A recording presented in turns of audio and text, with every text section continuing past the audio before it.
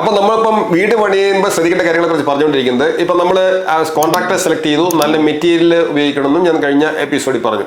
ഇനി ചിലരെ കോൺട്രാക്ട് ഇല്ലാണ്ട് എല്ലാ കാര്യങ്ങളും സ്വയം ചെയ്യുന്നവരുണ്ടാവും. അതായത് ഫൗണ്ടേഷൻ മുതൽ ഫിനിഷിങ് വരെയുള്ള എല്ലാം ചെയ്യുന്നവരുണ്ടാവും.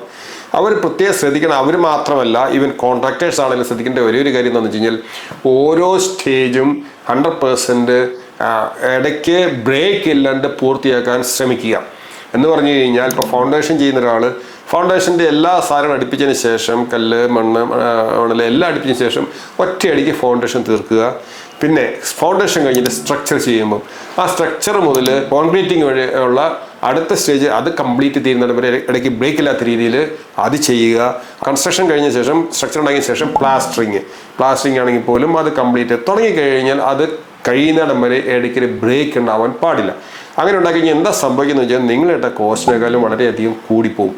കാരണം എന്ന് വെച്ച് കഴിഞ്ഞാൽ, ഓരോ പണിയും തുടങ്ങി അത് ഇടയ്ക്ക് വെച്ച് സ്റ്റോപ്പ് ചെയ്ത് വീണ്ടും റിസ്യൂം ചെയ്യുമ്പോൾ എന്താ സംഭവിക്കുന്നതെന്ന് വെച്ച് കഴിഞ്ഞാൽ, അവർ ആ പഴയ താളത്തിലേക്ക് എത്താനായിട്ട്, അല്ലെങ്കിൽ ആ ഒരു ഫ്ലോ 100% കിട്ടാൻ 2-3 ദിവസം തീർച്ചയായിട്ടും എടുക്കും.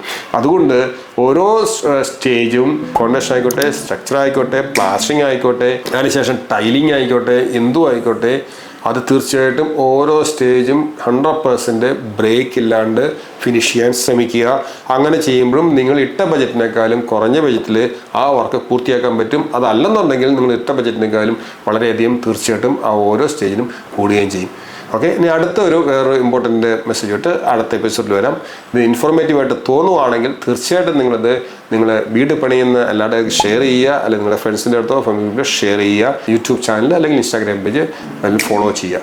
Thank you.